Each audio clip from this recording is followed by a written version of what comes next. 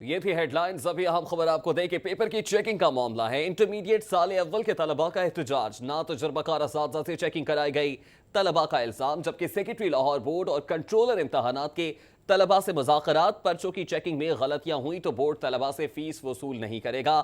کل لاہور بورڈ میں خود بیٹھ کر طلباء کی شکایات سنوں گی، یہ کہنا ہے سیکرٹری لاہور بورڈ ریحانہ الیاس کا۔ جبکہ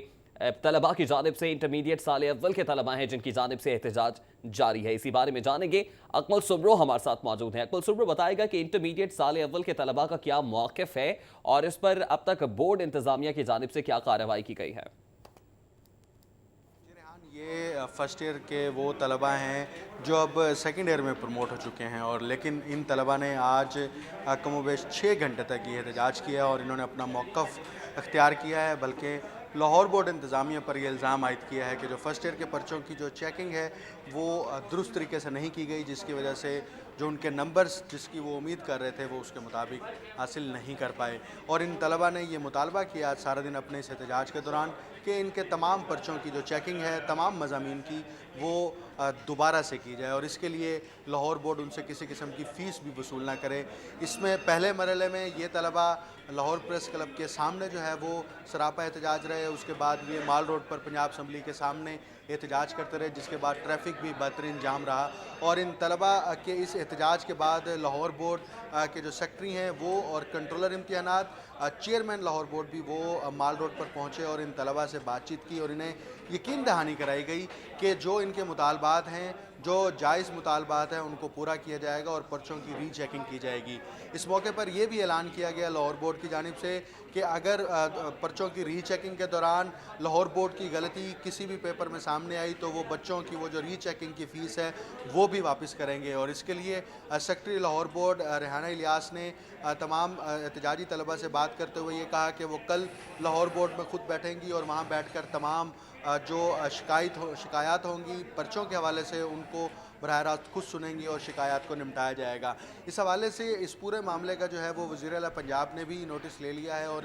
سیکرٹری ہائر ایجوکیشن کو یہ ہدایات جاری کی گئی ہیں کہ جو طلباء کا احتجاج ہے اس پر نہ صرف تحقیقات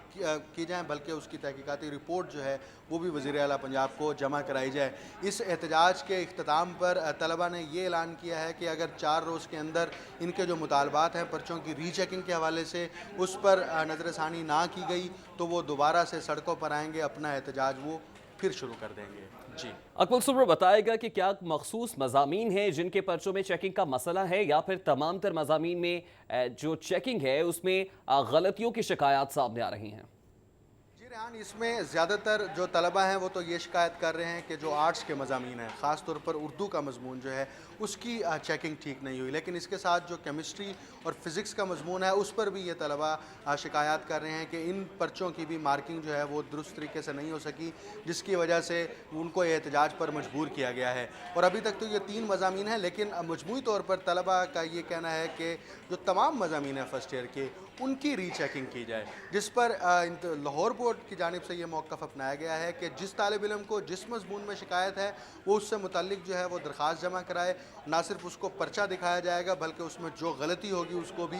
دور کیا جائے گا، چیکنگ کے دوران جو غلطی ممتحن کی جانب سے کی جائے گی۔ جی بہت شکریہ اکمل سبرو آپ کا۔ اکمل سبرو ہمارے ساتھ موجود تھے، آگاہ کر رہے تھے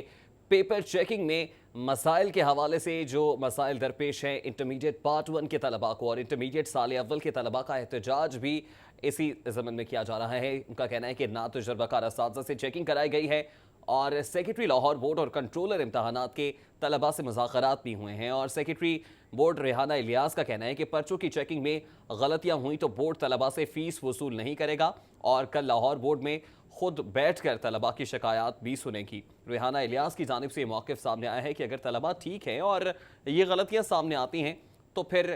جو فیس ہے وہ وصول نہیں کی جائے گی، اور وہ خود ان تمام تر شکایات کو بیٹھ کر سنیں گی۔